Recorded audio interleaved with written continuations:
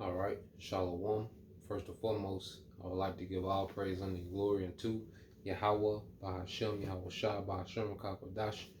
Double honors unto the apostles and the elders of GMS who rule well, teach well, being great examples to his younger brothers. And peace and blessing, salutation, the whole fleck out there pushing his word and truth and in sincerity across the four winds in the name of Yahweh, Bahashem, Yahweh Shah. Pushing to get up out of here. Shalom to the whole fleck, the believers, the listeners whom have came back to the obedience of the scriptures through faith in Yahweh by Shema Shah. All right, and what I want to get into today, is the care of the churches. And this is a lesson inspired by, the Apostle Paul's testimony, okay, of the things he was going through, but he still had to maintain the care of the churches, because one thing about this fight of faith, as men, the men who are called into this thing, those who really, have a true care, for the church, you know, this is a thing of constant, enduring because we all have our customized hell, and like Elder Apostle Ariamla said before, it's easy to be on fire, when everything is on point, everything, you got everything, you in some form of prosperity, things are going your way. All right, but the true test, is to stay on fire when it gets chaotic in the background, and it happens. Everyone has their season, okay, to where they're being tested, they're being tried, they've been pulled, many different directions, and the Lord, all right, is seeing, okay, can He keep that same energy as when things were copacetic? Okay, I'm gonna allow things, to get unstable, okay, to see if the Lord will allow things to get stable to see if we gonna move. It's always about us, in every circumstance, in everything that we go through. Okay, the Lord is always gauging us. We're okay. We should be whenever we go through particular things or whenever situations happen. We always have to gauge ourselves how we reacted. You know, how did we react in this situation compared to last time? Okay, and that's really examining ourselves. Okay, the only really way to examine ourselves is the Lord has to test us. Okay, that's why they even have, what you call an exam. Okay, well, what's another thing of exam? Another word for exam is test. So the true way to examine ourselves is when we're being tested. Okay, examining our reaction. Okay, to how we reacted previously in the same situation. So you go here, 2 Corinthians 11 and 22. I started 23, and it says, I started at 22. It says, "Are they Hebrews? So am I. Are they Israelites? So am I. Are they the seed of Abraham? So am I. Are they the ministers of Hamashiach? I speak as a fool. I am more, in labors more abundant, in stripes above measure, in prisons more frequent, in deaths off." So this is Apostle Paul going into his testimony, because as he's writing his letter, because this is the second letter to Corinth, okay, and you will have, certain members of the church buck up, say look slick things about, Paul's authority. Is he really an apostle? Okay, so he's pretty much going through his testimony, you know, about, Apostle Paul solid. If you really get into the scriptures, man, the Lord was dealing with the Apostle Paul in a very, special way, okay? And he had to be greatly humble, and he was, you see? And through it all, okay, as we're going to keep reading, it says of the Jews, 5 times received I 40 stripes, save one. Thrice was I beaten with rod. Once was I stoned. Thrice or 3 times I suffered shipwreck. A night and day I have been in the deep. And journeyings often in perils of water, in perils of robbers, in perils by my own countrymen, in perils by the heathen, in perils in the city, and perils in the wilderness, and perils in the sea, and perils or dangers amongst false brethren, and weariness, and painfulness, and watching often, and hunger, and thirst, and fasting often, and cold, and nakedness, beside those things that are without, that which cometh upon me daily, the care of all the churches. Okay? So the Apostle Paul, he was being beat, getting whipped, okay, shipwrecked, not knowing what he was going to eat again, okay, in freezing cold conditions. You see, traveling, these journeys, and traveling back then was far different.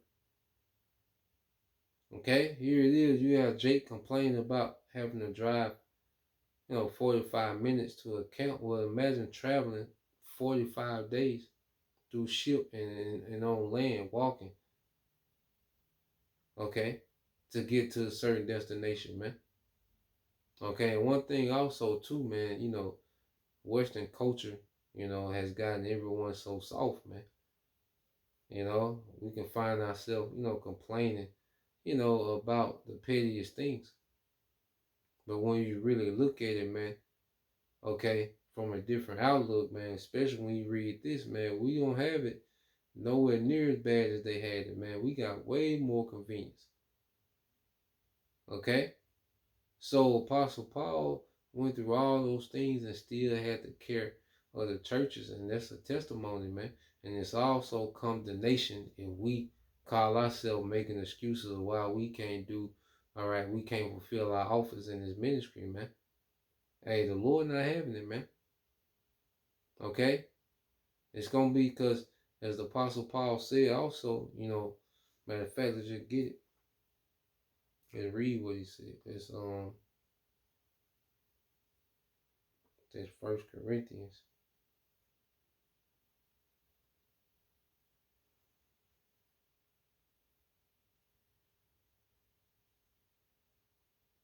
All right, this is on 1 Corinthians 7:29. It says, "But I say, brethren, the time is short. It remaineth that both they that have wives be as though they had none." Okay? So when you read verse 29 in NLT, it said, "But let me say this, dear brothers, the time that remains is very short. So from now on, those with wives should not focus only on their marriage." Now, that doesn't mean that you just neglect your marriage, okay? But we in situations to where, we're battling, the flesh, we're dealing with the chastisement, of the Lord. We're dealing with getting our daily bread. And we also still have to care of the churches, man. So sometimes, the wife get cut out, because one thing that can't be cut out is our office in this ministry. That can't be cut out. Okay, you got a wife, a family, hey, sometimes certain things get canceled, sometimes certain things get cut out because the ministry can't get cut out. We can't come in short when it comes to the ministry, man. We have to fulfill our office. We still have, our duties within our office, man, pertaining to each, portion that each brother has. Okay?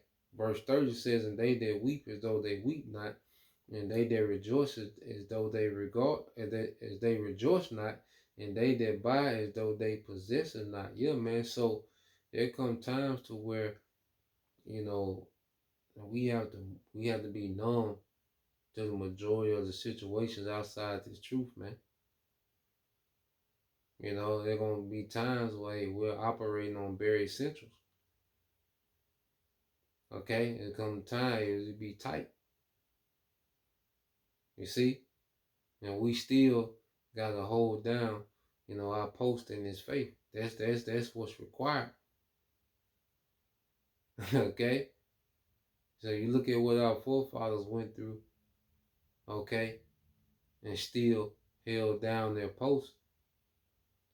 All right, So we have is absolutely no excuse. And the Lord, he not dealing with excuses, man. Okay?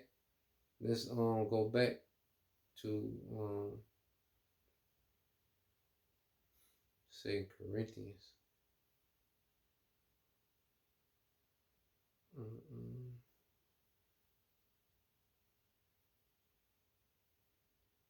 2 Corinthians 11.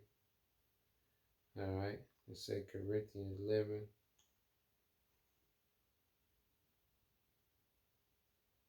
and 28. It says, besides those things that are without, okay, that which cometh upon me daily, the care of all the churches, man. So he still, had his office to hold down, regardless of what he was going through, in his day to day. Now there are some situations to where, the Lord make it to where, he wants us to, sit down and reflect. Okay?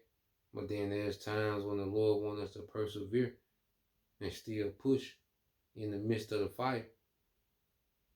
Sometimes there's certain brothers, the Lord has to slow down. Okay? But then the most of the time, the Lord, he wants us to fight. This is the fight, that we constantly speak about. I say the fight is to stay, all right, on point in the chaos. You see, the fight of faith is going to have faith, in the worst time ever. Okay, when we can't physically see a way, when we can't practically see a way, this is 2 Ezra chapter 7, verse I started 57. It says, then answered he me and said, all right, this is Uriel the archangel speaking to Esdras. This is the condition of the battle which man that is born upon the earth shall fight. That if he be overcome, he shall suffer, all right, that thou, as thou hast said. But if he get the victory, he shall receive the thing that I say. So this is a battle. And we can't be overcome, okay, by the cares of this life. We can't be overcome, okay, by, being entangled, okay? Because the easiest thing to do is just to take this life too serious, man. Now, we have to be responsible. We always push it, We always balance it out. Well, of course, be responsible. Of course, be wise in how you move, okay? Of course, we should understand, how things practically work when it comes to money, credit, you know, handling our overhead, okay? But the thing that helps out with all that, man, is simple living, being content, okay? With a daily bread and, a few simple pleasures, you see? So the battle, the condition of the battle is us being in this flesh, okay? Having to, keep the flesh, okay, in check. Then as we keeping the flesh in check, we still got to go get our daily bread, okay? We still got, our day-to-day affairs and the care of the churches, and the battle is to constantly balance all these things, okay? But if there's ever something lacking, we know that this ministry can't be the thing that's lacking, The care of the churches can't be the thing that's lacking, okay? Verse 58 said that if he be overcome, he shall suffer as thou hast said, but if he get the victory, he shall receive the thing that I say, man. So this is an actual fight, man. You be tired, Hey, this, who's fighting and not tired? Okay? And we push balance, get rest, get you, some quality sleep. Okay? Because this sleep resets us, to be productive. Because if we're unbalanced in our, health, Okay, we're not operating, as our best self. You know, we're not teaching as our most potent as potent as we can be. So health, plays a factor in these things, man, and it's all a balance. You see, it's all a balance, man, and this is just, this is what goes into, being noble. Because being high born is a lot required. When you're high born, people, always, they just think about, the status and the perks. But nah, man, the higher rank, the more people are looking to you. Okay? So that's the point, Lord will you brothers. All right, and you sister edified till next time I say shalom.